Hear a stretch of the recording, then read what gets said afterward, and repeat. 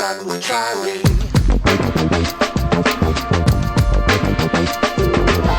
Riding shotgun refers to the practice of sitting next to the driver in a moving vehicle. The term riding shotgun came around after the time of the stagecoach, when somebody used to sit next to the driver holding a shotgun, in case they ran into bandits. My name is Charlie Cook, and I drive a lot. I like to talk to people while I'm driving, so I interview people in my car while I'm driving. Welcome to Riding Shotgun with Charlie.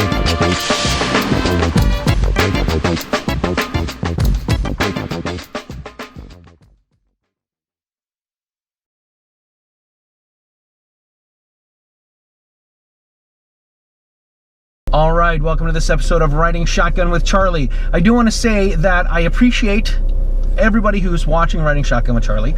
I have been watching the analytics on the YouTube, and more people are watching the show that are not subscribed to the show. So if you are not subscribed to the Riding Shotgun with Charlie YouTube channel, you please need to do that and hit the notification so you can see when new shows are coming out. All right, on this episode of Riding Shotgun with Charlie, we are in Norfolk. F-O-L-K. Yes. Fork. Yes. We are in Norfolk, Nebraska, with Jon Anderson from the Get Off My Lawn podcast. And I get these for you, which I'm going to give you at the end of the show. Awesome, thank you. We are going to hand sanitize with some Lead Slingers hand sanitizer. They do make whiskey and rum and rye, and I think they're getting into the IPA biz. I love this. You can tell he watches the show because I've been here before. Well, I haven't been here before, but I feel like I've been here. You can tell he knows what he's doing. Because Long-time listener, first-time writer. I love it. Good. Right behind my ears? You cupped your hands? Yeah. There you go. Great to see you, man. It is great to be in Norfolk. You can just say Nebraska. Nebraska. 99 out of 100 people that watch this barely know where Nebraska is. It's okay. It is one of the flyovers. It's flat America. You know, to be totally honest, we like that. It's not even an insult. We kind of want to be the best kept secret in the Union. That's so cool. Hang a left here. All right. And then yeah, just go down to the light and up a block and back the other way. All right, very cool. Well, we've started at the, and I'll put one of the memes in there. One of the memes. One of the selfies we took. We can make it a meme. We can make it a meme. Norfolk's own. This is where Johnny Carson was born, and there's a big mural right in the downtown area of Johnny Carson, so we took a little selfie there, and that's where we started the show. Yeah, he actually, I think when he was, I don't know, maybe junior high age or all right, I'll turn it to. Yeah, maybe junior high age or high school age, I think he actually left Nebraska and went out to, I think, California. But up until then, he was from here. That's cool. I always, being from Illinois, I always tell people that Illinois is a great place to be from. I can understand that. Yeah. All right, so this is the downtown Norfolk. Look at this, Norfolk. Do you want to know the story so it helps? Yes. So when this town was settled, this is actually, we're very near the Elkhorn River, and the town was settled actually on the North Fork of the Elkhorn River. And so when it came time to incorporate and get a post office, they I've heard two stories. I've heard that the post office just pulled rank, and I've also heard it was a mix-up in the translation. Of course, everything was sent, by horseback post then, and it got mixed up into being Norfolk, like in Virginia. And everybody was like, well, it's kind of too late now to change it. So on paper and in the postal service, it'll be spelled that way. Norfolk. But we're still going to say Norfolk. All right. And that is why it doesn't sound like it looks. And I think every state's got this, but I mean, there's probably a dozen towns in this state that do not sound like they look. Well, being from Massachusetts, we have a lot of towns that don't sound like. You mean like Worcester? Worcester. Yeah. W-O-R-C-E-S-T-E-R. Worcester. And Haverhill. Haverhill instead of Haverhill. Which makes sense. I can see that one. Sure. Anyway. All right, so we're here in Norfolk, and we've got Jon Anderson from the Get Off My Lawn podcast. You're also with your state's group, and this is a new position that you've got, right? It is. So the only, I don't want to say the only group in Nebraska, but we're the only Pro 2A lobby group in the state of Nebraska. There's a Sportsman's Foundation that more focuses on conservation and hunting, fishing, that sort of thing. Yeah. But as far as actually going to bat for Nebraskans' rights as firearm owners, Nebraska Firearms Owners, take a left. Right. Nebraska Firearms Owners Association is the grassroots organization. And a lot of people don't really understand even what grassroots means. We throw that term out all the time.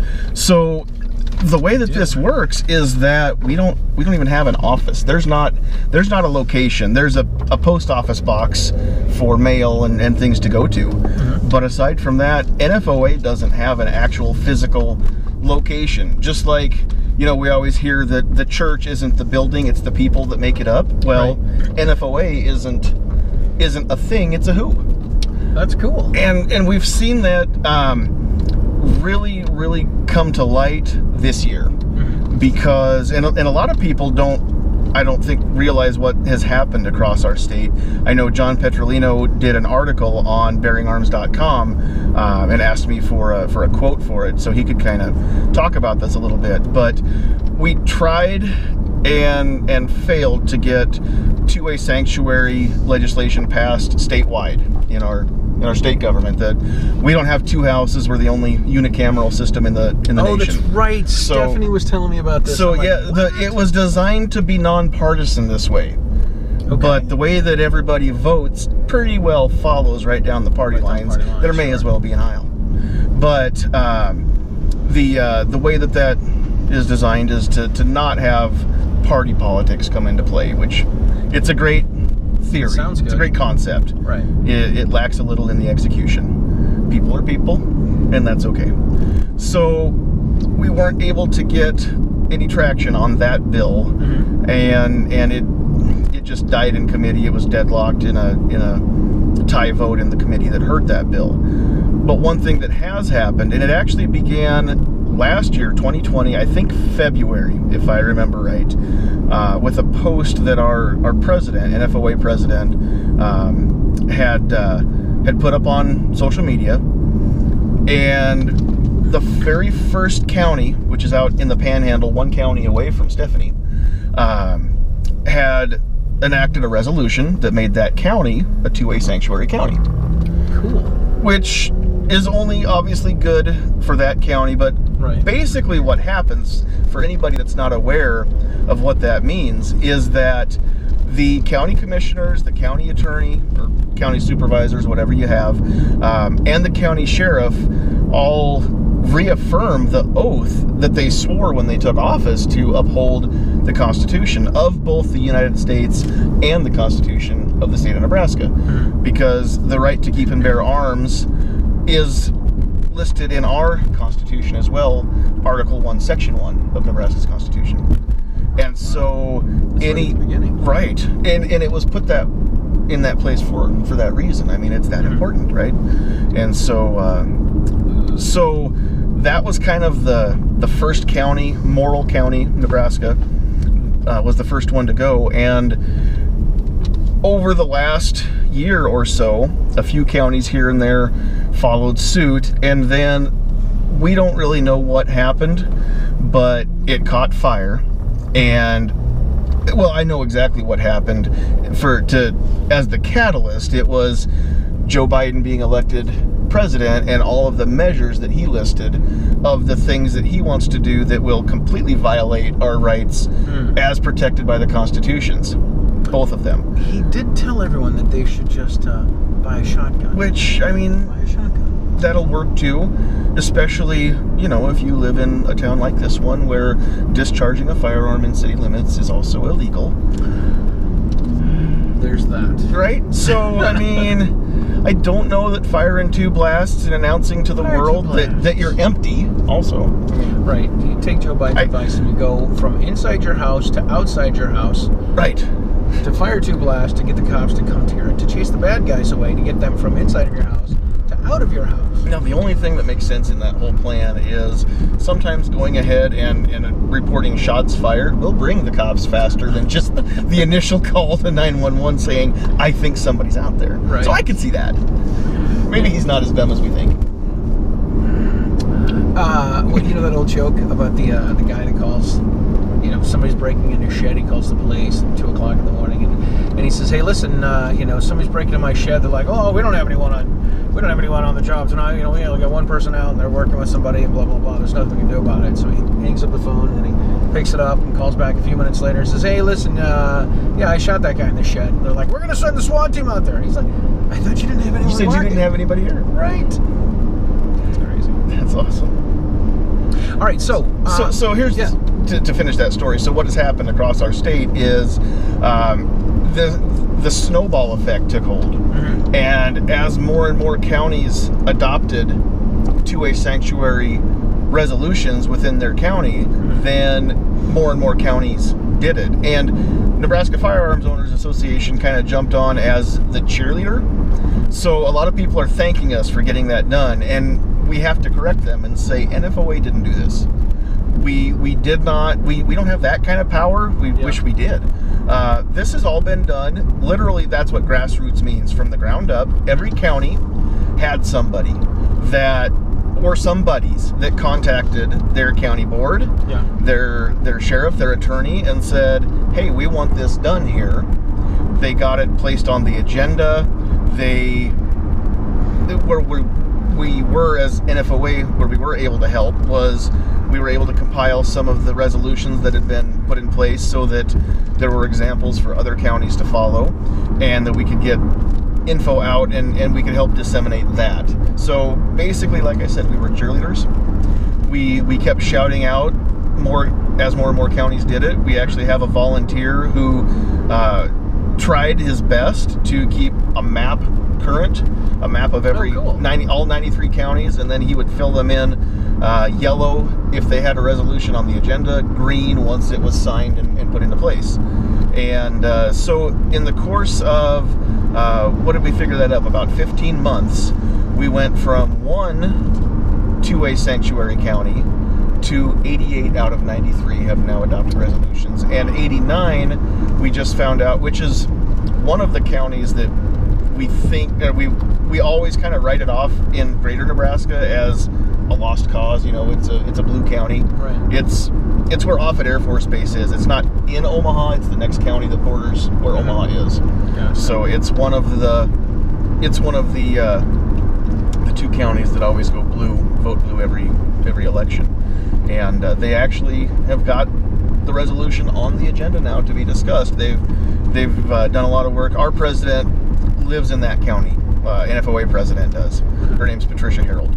She has put together a coalition, been doing a lot of work to get a lot of people in that county to help out and contact the right people to say, hey, we're voters, we're citizens, we want this done, you should listen to us, and it's working. And that's what Grassroots is. That's awesome. So there's, hopefully that one will turn green on the map, and for anybody that's out there that's been keeping up with those maps, and the reason why it took some time to get those updated is because NFOA we're not only a nonprofit 501c4, but all of the board, all the volunteers, we're all volunteer based. Nobody gets paid a salary to do any of this. We all have day jobs, some of us multiple jobs. Yeah. And so sometimes just finding enough hours in the day to go in and update a map and repost it, it's a lot of work. It sometimes just doesn't get done, and we've had some very understanding people across the state that have been very patient, waiting for some of those updates. It's been great.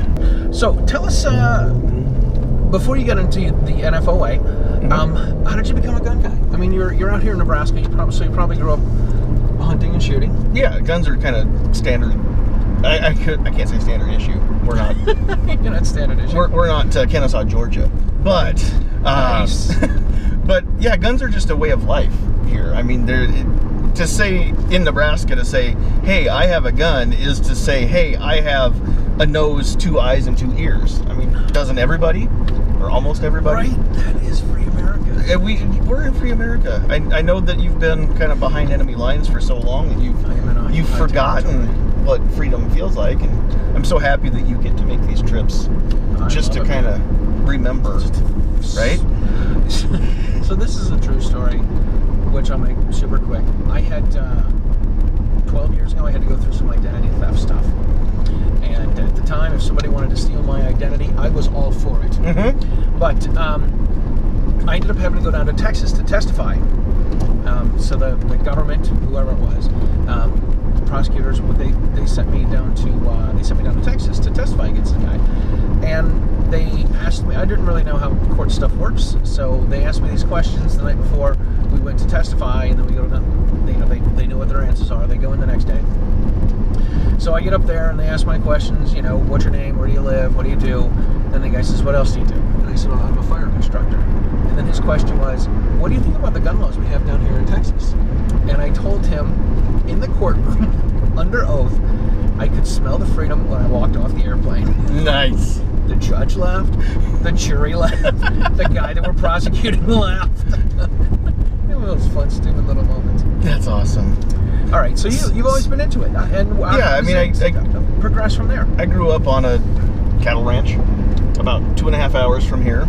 Yeah. And 2.5 hours from here, yet this was still the closest Walmart, and still is the closest Walmart to where I came from. So people would drive that far to come to my town where I live now to do the big stuff. Go to Menards and get lumber. Go to Wow. Yeah. In Nebraska, 2.5 hours is not that far of a commute. It seems like a long ways if you look on the map, but how many people in Boston have a 2-hour commute just to get to work or close to it? It's and it's a 20-mile trip. Right, I was just going to say it's not that far of a drive. Right. So it's kind of a goofy deal there. So yeah, I mean, we had firearms. I don't remember. I barely remember probably the first time I ever pulled a trigger on a 22 rifle. Yeah. With my dad holding it and me pulling the trigger. And cool. I was so tiny that I could not have picked it up at the time and held it myself. Oh my gosh. And it was safe. I mean, it was supervised. But roadkill. But aside from that, I mean, there are predators. There are occasionally livestock that need to be put down. I mean, firearms are just, if they were confiscated, it's not just personal defense that gets affected. Yeah. And people maybe in more urban environments don't always understand what a tool a firearm is out here in this part of the world. So it really is just a tool. And we that, and I know that, and everybody who's pro 2A knows that.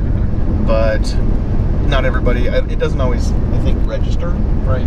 That it's the same as a shovel. Yeah. For a lot of people, just don't get it. So where does it go? So you are also the host of the. Get off my lawn. Right. Get off my lawn. See, I can't do that. That's okay. Get off my lawn. You're the host of the Get Off My Lawn podcast. How did this? How did you go from? We're just gun folks to wanting to have a podcast to I don't think you're an instructor, but you got into it's on my bucket list stuff. Okay, cool. It's on my bucket list. And it certainly doesn't discredit you or anything because you're not an instructor, but it's not that at all. But you became a bit of an activist by having a YouTube channel, and you got more involved in this stuff having a YouTube channel. So and it's actually. So let me make a short story long here. Yeah. So it's been several years ago. Now I know it's been more than 5 years ago because I recently renewed my concealed carry permit, and that's good for 5 years. Mm-hmm. And so at that point, my wife and I weren't married yet, but take a ride or make a UE. Well, UEs are technically illegal, but you can do what you want. Yeah. So actually, you can have. It doesn't say you can't. You can have I think we'll be okay. And I can bang a UE. Right. Right, yeah. I think you can make a UE here. It's just... They have like a turning lane. Yeah, you can do it. Do whatever you want. All right. Welcome to Nebraska, where there's 6 cops and none of them are right here. That's the way it ought to be. But you should do it. Now? Yeah, maybe do the next one so you've got better visibility of oncoming traffic. So 5 years ago. Probably about 6 years ago, my then fiance had decided that she was okay with the notion. I'd been thinking, hey, I would love to get a handgun and eventually get a carry permit, because at the time, always being a gun guy, well, I shouldn't say I've always been a gun guy. I've always been interested in guns. Yep. But I've never really been a gun guy, or I wasn't until after I purchased my first handgun. But Gotcha. But I was thinking, how cool would it be to be able to walk around and carry a gun, right? So it's kind of interesting to me that having rifles doesn't mean you're not a gun guy, right? Right. Well, I drive a car, but I'm not a car guy. This is true. So it's kind of like that. Not everybody gets, and I don't know all of the car nomenclature. I can change oil and air filters, and that's the occasional blinker bulb. Nice. Anything more than that, and I have to have somebody else do it. The professional. Right. But I do know the difference between double action and single action, clip magazine, all that stuff. Like, that's now kind of what I care about, right? That's right. I'm not a car guy, but I just use one. So a lot of people just use a gun, and they're not gun people. Gun folk. My wife has her carry permit now, and she's definitely not a gun gal. Cool. She knows how to run it, and that's all she wants to know about it. She could care less if there's a different name for the thingy or the deal. I mean, that's fine. It doesn't have to be a grip safety. It can just be the thing that you push in. It still works. Still works the same. You still have to squeeze the grip. Still have to squeeze it.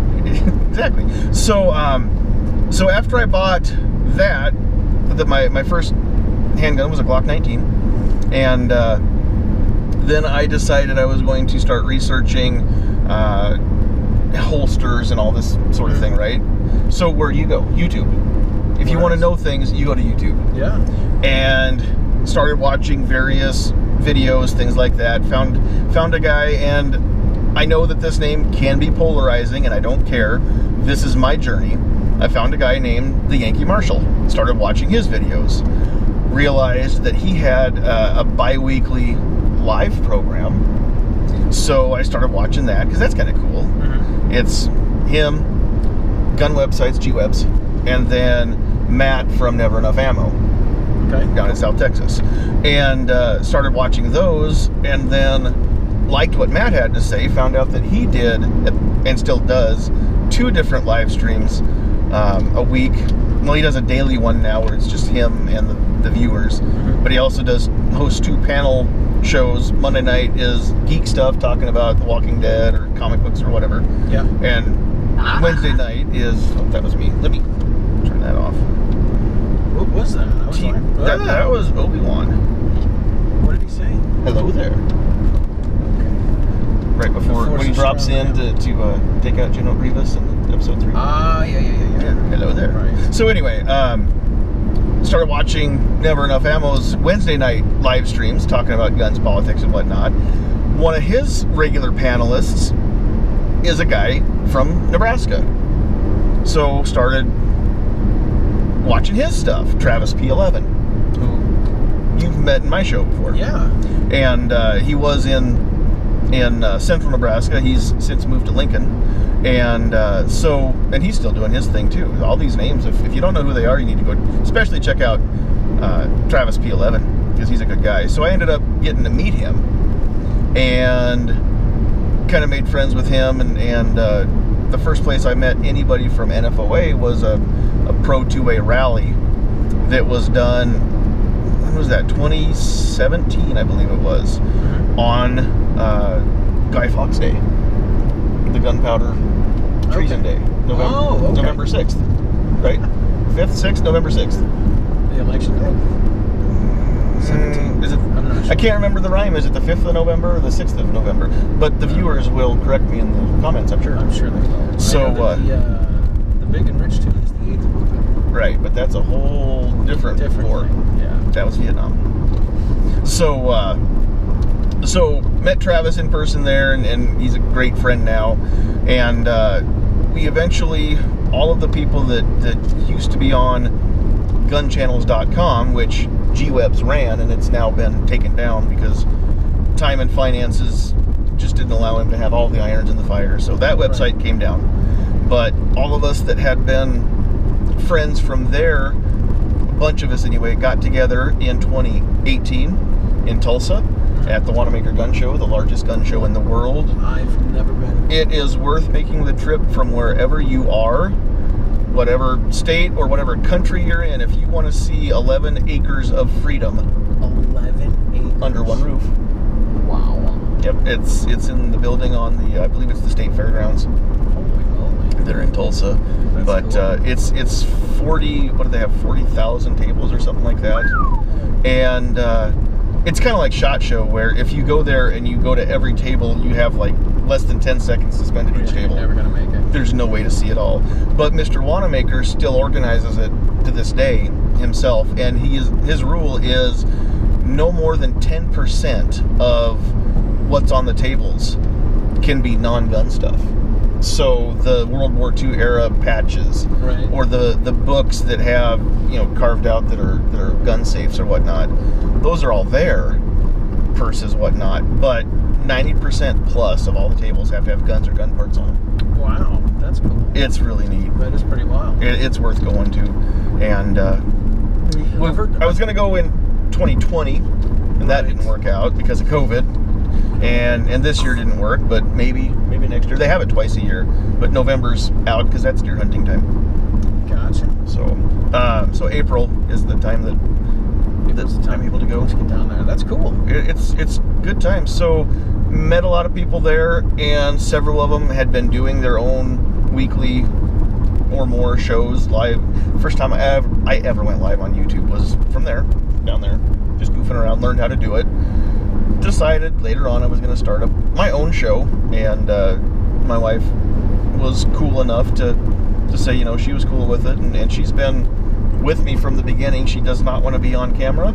Yep. She doesn't even want to have a microphone. I'm trying to talk her into at least getting a microphone so she can kind of chime in, Right. and she can holler at me when there's a comment or something that needs to be addressed. But so far, she doesn't want to do that. I don't want to push too hard. So That's all right, man. Not everybody needs to have their face or their voice or Right. People. We need people to organize. Well, things. all I am is a guy with a loud mouth and a microphone and a camera, and then she's the one that makes it, kind of keeps me to where I halfway look like I might know what I'm doing. So she's the real power behind the throne, but she's always, in the same room, off camera, on her own computer, and while I'm running my mouth, because I don't know, I think it's just a guy thing, but I can either talk or I can type. But I can't talk while I'm typing, and I can't type while I'm talking. Right. And so while I'm hosting the show and talking, I can't very well field comments and things like that. Right. Well, she's holding it down in the chat part, talking to everybody out there. And so that's one of the next shirts on my swag page that I want to get made is one that says she does the typing and I do the talking. That's cool. Because that's how we divide and conquer that. So we ran about a year under the name 2A Tuesday, and it kind of got to the point where there's lots of facets to me, a lot of things that I care about that aren't just guns. Yeah. And a lot of it's 2A advocacy. That's really grown in the last few years. But other stuff too that's not necessarily even 2A related. And so having an episode where we get into, and I mean, we rolled up our sleeves and dug in on the abortion topic. Wow. But what has that got to do with the 2A, right? So 2A Tuesday kind of got to where, well, the show name doesn't really match the show content. Right. So about a year and a half ago, we rebranded to the Get Off My Lawn podcast. Same bat time, same bat channel. Nice. But just a different name for it. And I keep toying with a rebrand again, because after so long of any one thing, I get kind of bored. That's why I've got two different carry guns.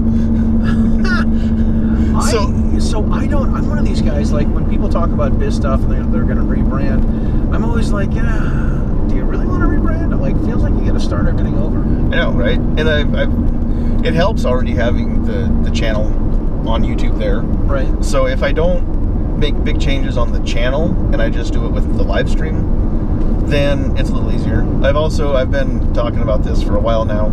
I've got in my head another show that I want to do that is completely different than everything I'm doing right now. It's going to be produced. It's not going to be live. Yeah. It won't be edited heavily because I'm lazy and I hate editing video. I kudos to you for what you do to make one of these. I know how many hours. Well, I don't know, but I can only imagine how many hours it takes you to get 30 minutes of video for one of these. So it's timely. So it's not going to be live like mine are now. It's not going to be a panel discussion. It's going to be just a one-on-one, more of an interview type deal. Cool. It's going to be. If you start driving people around in the car, it's going to be off YouTube. Well, I was thinking about getting a pickup, so I had something different. Oh, yeah, because it's that much different. No, it'll still be from home because one of my biggest things is I don't want to bring to the table what you can get elsewhere. I want to have something that people can't get elsewhere, which is one of the reasons why I don't do a lot of review stuff, especially not gun reviews or whatnot. I mean, everybody's got that out there. Everybody does that. And Travis P11 actually does some of the best review videos I've ever seen on just a wide variety of different guns too. So you've got some videos that are pretty popular that are unboxings. I've got a few of those, and I had no idea what an unboxing is. I don't watch gun reviews because it's a lot. Watching gun reviews, reading magazines, like getting the American, what's the NRA magazine that everyone gets? American Rifleman? Yes, the American Rifleman. A lot of the other gun magazines that have gun reviews. I'm like, these are guns that I'm not going to own, and it's not going to help me. Yeah. Like my attitude with a lot of things, particularly gun shows, is a gun show is very much like going to a strip joint. There's a lot of things I like to put my hands on, and there's nothing I'm going home with. Right. So, but at the gun show, 9 times out of 10, you can put your hands on it. Right, but I don't want to put my hands on it and not bring it home. That makes sense. That makes sense. Nope. Very much like a strip joint. You can't put your hands on it, and you can't bring it home. So I'm not gonna. No, totally understandable. So that's, and I'm not gonna drop the name to the show. I'm working on the very first episode. There's a guest who is doing his own thing and uses this phrase that is kind of part of the name that I want to give it. And so I don't know that person, but I know people that know that person, and I'm trying to find a tactful way of not ruining a friendship or taking advantage of a friendship to say, hey, I want to do this. Can you tell that person that they should get in touch with me? we met once and we hung out once, and that's they might remember me, they might not. I don't know. Right. So so I don't want to give away too much until I find out for sure if that's going to be a go or a no go, and then after that I can record them whenever. One of the hardest parts to finding guests for my show, as you well know because you've been there many times, is 9 o'clock Central Time is 10 p.m. Eastern, and any of my guests from Eastern Time Zone, it's like, well, what are you doing tonight? Do you want to stay up half the night and be a guest on my panel? Right. So it makes it interesting. And then even at 9 o'clock Central, 7 p.m. Pacific, that's there's some people that are just getting home at that point, so it's interesting. It makes it kind of fun. I've toyed with a different night, different time. We'll see what happens there. Well, the cool thing is you put the show out as a podcast, right? Yeah. And then it's on YouTube as well. Yeah, exactly. So if people can't catch it when it's live, they can catch it later. Well, for this next venture, I can record them anytime people whenever have an opening and when it works for me. So that's cool. So we can do that, and then I'll have. I'm thinking I'm not going to get crazy and try to overextend. Maybe once a month when we get started. Yeah, just to a guy that I know that does stuff from his car kind of taught me that one to make sure that it doesn't get to be too much. He's picked it up some since then. So I believe he's a sponsor of the Get Off My Lawn podcast, if I'm not mistaken. Yes. Thanks for that, by the way. I appreciate you. You know what? John Petrolino was the one to thank. John's a great guy and he's a great friend. And he said, "Hey, do you want to go in on sponsoring the Get Off My Lawn podcast?" I'm like, "What do we have to do?" He says, "Nothing. I'll pay for it. I'll say it's part you and part me, and he'll put our logo up on the show." I'm like, "You can't really beat that deal. How can I say no?" That's awesome. So yeah, I will say this: I've been a lucky bastard in that I originally put my show out on the second and fourth Tuesdays.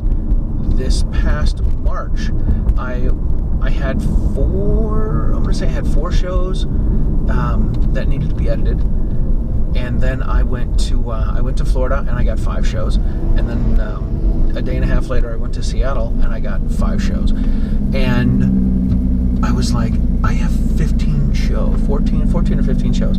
I have like 7 months of material, and I'm like, I can't film something in March and put it out in November. So I'm like, you can. Right, you can, but then people don't want, like, oh, right. I don't remember this guy, I don't remember doing the show, whatever, blah, blah, blah.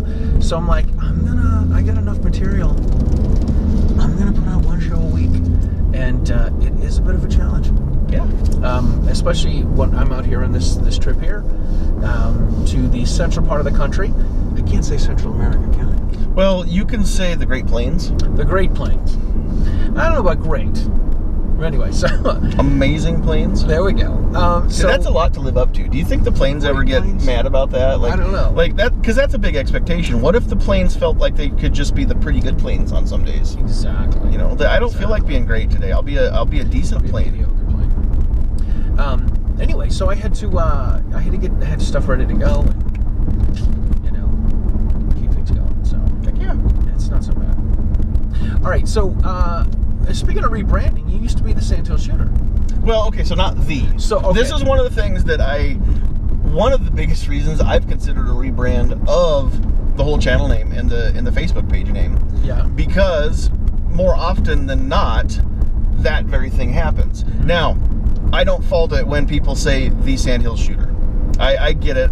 It's kind of a natural thing that you think, okay, what's the big deal? Right. Well, the Sandhills Shooter makes people start scratching their head going, now which shooting was that? Well, that wasn't the Parkland Shooter. That wasn't the Columbine Shooter. That wasn't the Pulse Nightclub Shooter. That was the Sandhills. Where are the Sandhills? I don't remember a mass shooting there. Right. So I just don't want to be thought of in that kind of light. So I'm very adamant when people put me on interviews or whatnot that please don't say the Sandhills Shooter, just Sandhills Shooter. The part of Nebraska where I come from is in the Sandhills region, which is unlike any place else on the planet. It's the largest area of stabilized, which means there's grass growing on them, but they're sand dunes. Wow. So they're not shifting all the time like the Sahara Desert, but they are just there's tons and tons of acres of just rolling sand dunes that have got vegetation on them now. And it sits over top of the largest aquifer in the world as well, so the fresh water. What's an aquifer? Yep, that is where all your good fresh water from underground comes from. Ah, very cool. So yeah, Nebraska's actually got some pretty cool stuff going for it. That's cool. So that's, I wanted to incorporate the name Sandhills, and then I thought I was going to be a gun channel predominantly. Right. And so I'm like, well, I'm not really a shooter, but Sandhills, not really a shooter, doesn't have the ring to it that Sandhills Shooter does. So that's what we went with. Cool. So when I rebrand, it's probably just going to be something to like Sandhills Media. Yeah, I'll keep the Sandhills name. Some people know me as Sandhills, right? Or even just Sandy. Clovertack calls me Sandy, and so does Ghost. Oh, Sandy. Right? Oh, that's Randy. Well, I mean, I'm not Sandra D, but this is true. So I was talking to Neil Widener, and I told him I was coming down here from South Dakota, and I said, said, I'm going to interview Jon Anderson from the Get Off My Lawn podcast. He's like, I don't think I've ever heard of him. I'm like, yeah, he's got a show, and he's got a little panel of people. He's like, check your Facebook, Neil. We're friends. He says this. He says, there's another guy that's down there. I'm like, Sandhills Shooter? He's like, yeah. I'm like, that's Jon. He's like, oh, I know who you're talking about.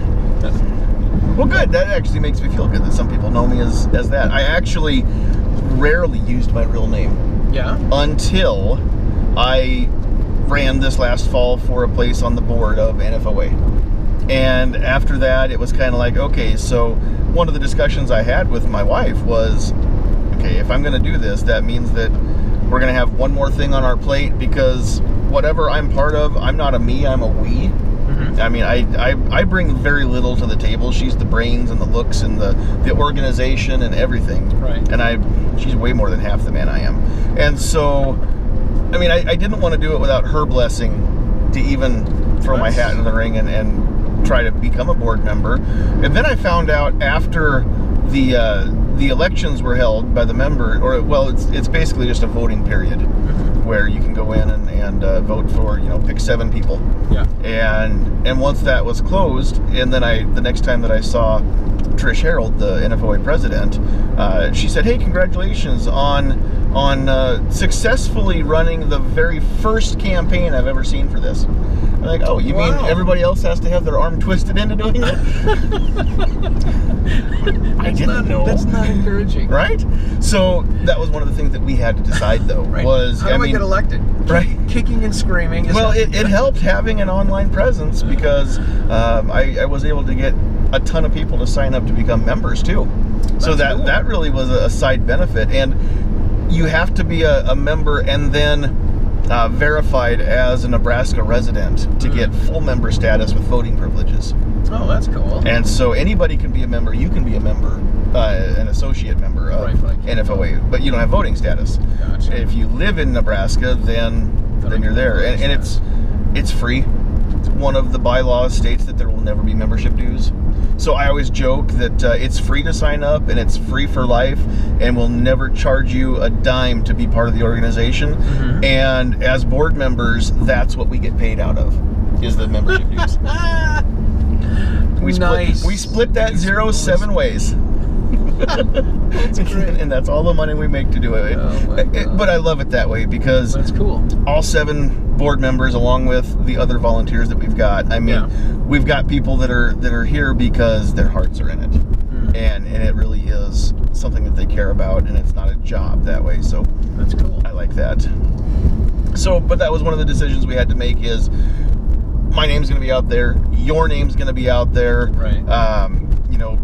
Hopefully not our street address, but that's, I mean, people will right. Look you up. Yeah. So, that's something that we have to be aware of. And she's like, stuff like that is why we both have our concealed carry permits, just because we don't know what's going to happen. So, we'll try to be as prepared as we can and deal with situations should they arise. And so that's when kind of I started using my real name more and more on correspondence and things like that. So until then, I was just Sandhills, or Sandhills Shooter. Gotcha. Well, that's cool. Yeah. That is good, man. That is good. So what's going to be going on with the, you guys have got the sanctuary state thing going on. Are you guys a constitutional carry state? No. No. There was a bill that was introduced. The only gun bill out of, I lost track, it had to have been close to 10 gun bills that were introduced in this session. And the way that Nebraska works, there's only about, I think it's 10 days, 10 or 15 days in January when bills can be introduced for each session. And then sessions run 2 years. So you get the bill in, and then if it doesn't happen, then you've got to wait until the next session to reintroduce another bill. And that's one of the biggest eye-opener I've had just in the few short months. December of 2020 is when my term started as a board member. And I've learned a lot just in the process of, I see now why people say that legislation is is like a sausage factory. If you saw how it was made, you would never eat it. Yeah. If you understood how laws get passed, it would turn your stomach to know. Some of it's compromises, and some of it's just literally quid pro quo. Wow. And that's all there is to it. Yeah. And so, I mean, it's I've learned a lot about that. So, the one bill that did get out of committee, that dealt with permitless carry, was not a statewide permitless carry bill. And the backstory on that, the senator who introduced that did this for a specific reason.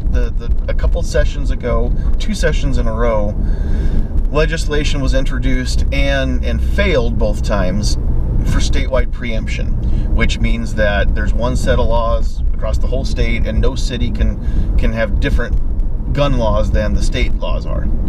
Well, we don't have that right now because those laws failed, and the people in the legislature who stopped it complained, well, that takes away local control. We're all about local control. The state shouldn't bully people. It's convenient when it's what they don't want. Right. The state shouldn't bully people. Right. We've got our local people to do that. Exactly. And so that was the biggest thing for them, was local control. So the senator who introduced this year in 2021, it was LB 236, and it actually would have allowed every county to adopt permitless concealed carry within that county's lines. Now, but not at the state level? But not at the state level. It would be county by county. And people said, well, won't that make a patchwork? To which I replied, have you gone across the state line recently? We've already got a patchwork. You already have to know where there's reciprocity and where there isn't, and what you can and can't do crossing state lines. So how is that any different? And when you get out in western Nebraska, there aren't that many people who cross county lines daily. Right. And so it was going to be kind of a cool deal, and we all kind of figured 93 counties in Nebraska, arguably maybe 90 of them will adopt this, and 3 of them will say, no way, Jose.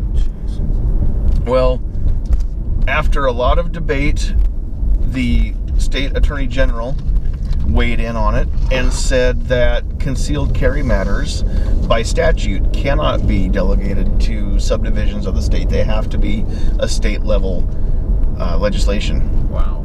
And so that bill almost died. So what they did was they took out all language of the permitless carry by county, put language in from 3 other bills that went nowhere, and 3 different tiny little bills that got put into one bill, and it literally got called an omnibus. And the whole thing, to list out all of it, takes about a half of a page of 8.5 by 11-inch paper. So the 3 things that happened, and it finally it's passed, it's been signed into law, and it is law now. But these are things that we didn't have before. Yeah. If you take a right? Yeah, you can do whatever. The town's not that big, so we're not lost yet, right? We'll be okay here. So if your CHP, your concealed handgun permit, which is the right initials for the state of Nebraska, if that expires, always it has been. It doesn't matter if you're 1 year, 1 month, 1 minute late. If it's expired, you have to sign back up, retake the class. What? Pay the instructor the fee. Oh my God. Go back and get fingerprinted by the state patrol. Go through the whole process again to get your CHP back. That's a little nuts. Right? And so one of the things that the bill did was it installed a 30-day grace period where you don't have to take the class again. That's cool. And the initial startup is $100 to the state patrol for the fingerprinting and all that. Renewal, and it's good for 5 years. And then after that, it is $50 for renewals. You don't have to go be fingerprinted and all that. They already know if you the $50 covers the background check. The other $50 covered the initial fingerprinting. And so so now, if it's less than 30 days expired, then you can submit your online renewal, and then it's expired. So you still are illegal to carry concealed during that time, but at least you've saved that roughly $100 on the concealed carry class, and then you've saved $50 on the permitting fee. The second thing that happened was there's never been any kind of a notice to warn you that your permit is about to expire. And after 5 years, there are a ton of people who forgot, right? Don't check it. You don't look at that every day. Right. Do you know when your permit expires? My birthday, 2000. Well, ours aren't our birthday, so. What? Yeah, ours are based on the date of issue. Oh my gosh. So yeah. So our state likes to, I don't want to say screw you a little bit. The licenses are good for 6 years, but the first one is 5 year. Your birthday. It's 5 years and change until your birthday. Well, ours are set up on 5 years because they double as a purchase permit. So in Nebraska, you can't purchase a handgun without either having the CHP, or you can go get a $5 purchase permit that does not allow concealed carry, but it says that the background check's been done, and then you can cash and carry a handgun because it's in lieu of the background check. So with that in hand, you can go to a gun store, a gun show, and walk out with your handgun with no waiting period or anything, because you've been through a background check. I mean, it's still a background check, right? So that's why ours are set up on 5 years, because the federal statute says anything more than 5 years, you can't use it in lieu of a background check. All right, well, that's kind of cool. Yeah, so that's how ours are set up. And so those are two of the three things that it did. And then it also cleared up some lack of language by statute before. If you're carrying your handgun on your body, or if you have your permit, even in a duffel bag in the back seat, you're legal, right? You're covered. It's good. As long as you're the only one in the car, or everyone in the car is also a permitted concealed carrier, then you're fine with that. Interesting. Right? So that didn't apply to long guns because we don't have concealed weapons permits. We have concealed handgun permits. Oh my gosh. Only applies to a handgun. Doesn't apply to long guns. If you have a car with a trunk and you put a cased long gun, or you just bought one and it's still in its box, you put it in the trunk, that's never been an issue because it's not accessible from the cab, right? If you have a pickup, or what most people call a truck, and it's in the back of the truck, right? Not in the back seat, but in the bed. You can't get to that from inside the vehicle, so that's not a concealed weapon.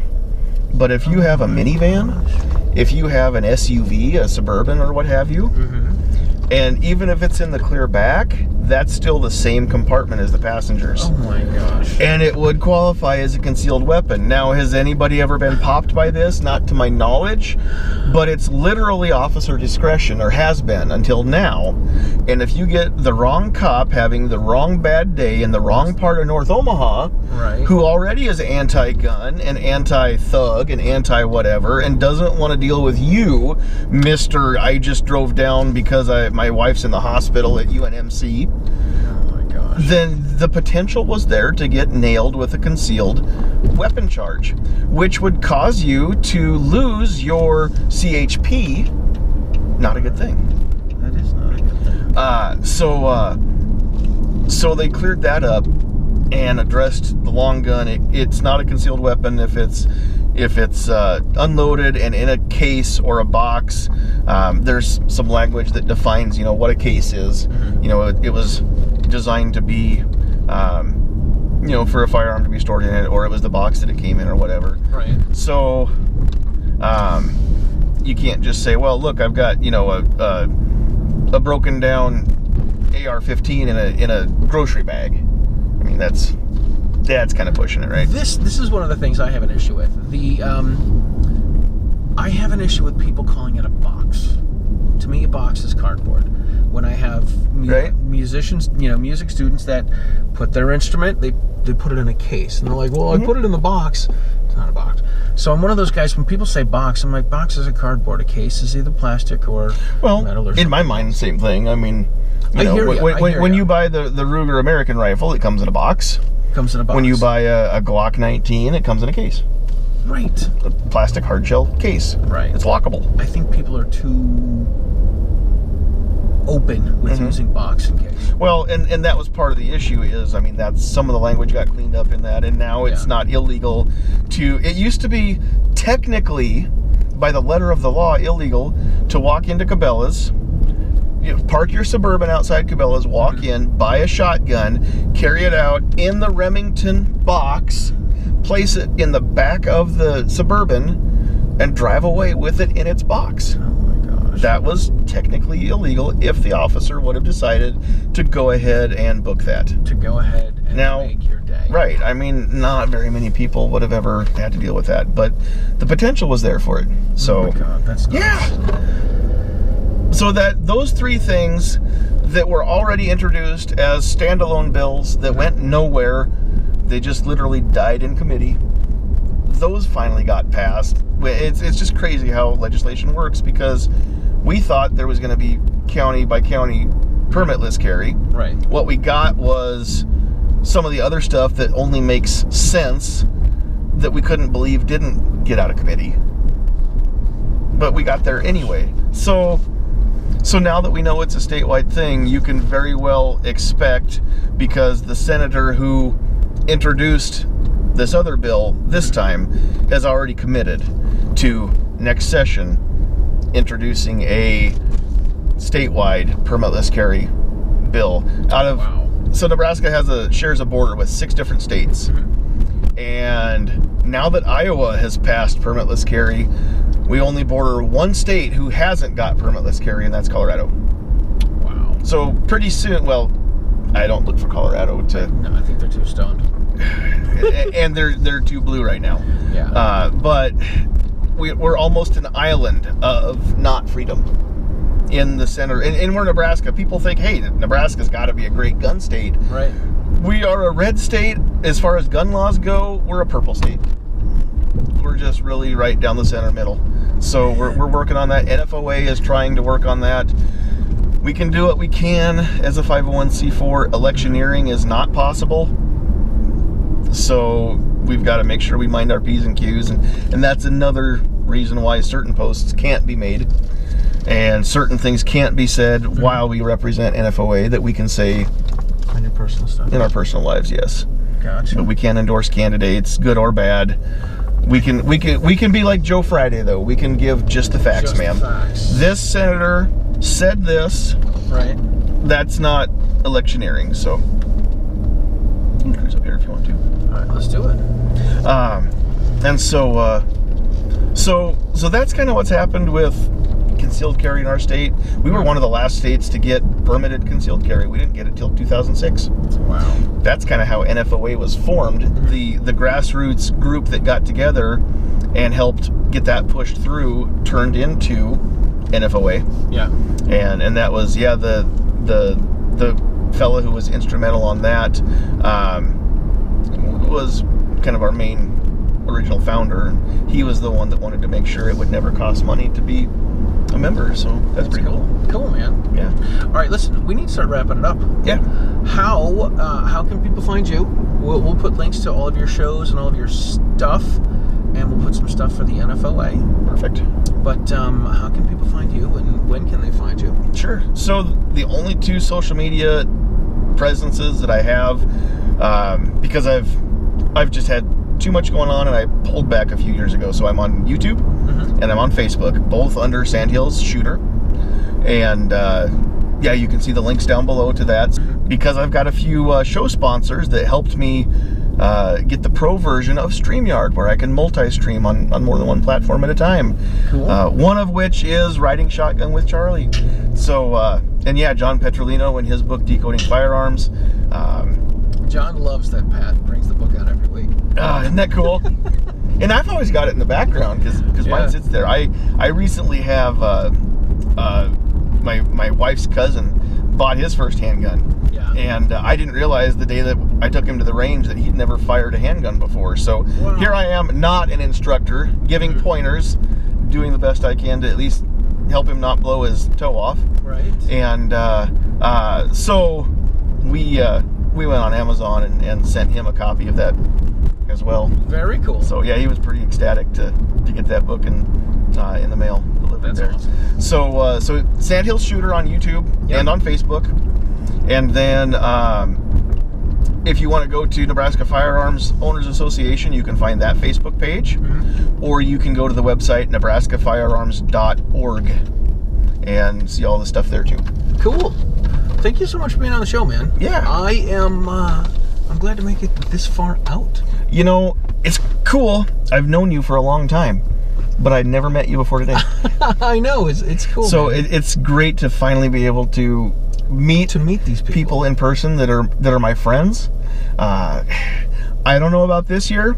Maybe this year I can get out to GRPC. There's talk that NFOA may send me as director of media. I believe GRPC is going to be Dallas, right? GRPC, I think, is going to be virtual. Okay. Well, if that's the case, then I'll just tell you to be there for sure. I'm for sure going to watch. I may get to AmCon too. If they end up having that in Kansas City, that might be doable. They might do that, and that might be in person. I am not 100% privy to all of the info. Me either. But yeah, if but I heard there was a chance. So if there's a chance, you should do it for sure. If I can, I will. Cool, man. All right, listen. Thank you very much for being on the show. Yeah, man. This is a pleasure. Appreciate it. Here is your goodies. I know you already have some stickers and patches, but you can always have more Riding Shotgun with Charlie's patches. Can't have too many. Some Riding Shotgun and Gungram stickers. You can put those up. Those are now. I will say that if you tune in to the Get Off My Lawn podcast, and for several months in the past, even not right now, these stickers are already visible. I've got them up behind me. They're in the background. You can go check it out. So this is my first time riding shotgun with Charlie, but for months now, Charlie's been riding shotgun with me. That's so cool, man. I get a kick out of it every time. All right, listen, thanks for watching this episode of Riding Shotgun with Charlie. If you have not subscribed to the YouTube channel, please make sure that you do. You should also become a member of the Second Amendment Foundation at saf.org. You need to also, you can donate to them at CCRBKA, the Citizens Committee for the Right to Keep and Bear Arms, which I think is ccrbka.org as well. You need to check out all of the pro-freedom podcasts on sdrn.us, which is the Self-Defense Radio Network. Also a place where you can find the Get Off My Lawn podcast. Proud member of the Self-Defense Radio Network. I love it. You can watch Riding Shotgun on YouTube. You can watch it on Gunstreamer, and you can watch it on the OpsLens app. You can listen to the show on in podcast form on Apple Podcast, on Spotify, and on iHeartRadio, and probably everywhere else where you can get podcasts. Because I know I get an email from Sprecher every week, and 0 people listen to my show on Sprecher. I always forget to mention that. I'm also on audio. Most of the same places that you just mentioned. There we go. You can find John and I together today, right? But you can find all of us there, and we thank you guys for watching the show. Thanks for being on the show, and let's go hang out. Cool. We're gonna go grab some Nebraska steaks now. What about Omaha steaks? Those aren't from Nebraska. Omaha steaks? They're not Nebraska beef. I'm out. All right, you and John Petrolino need to stop all that. All right, we'll see you guys next time.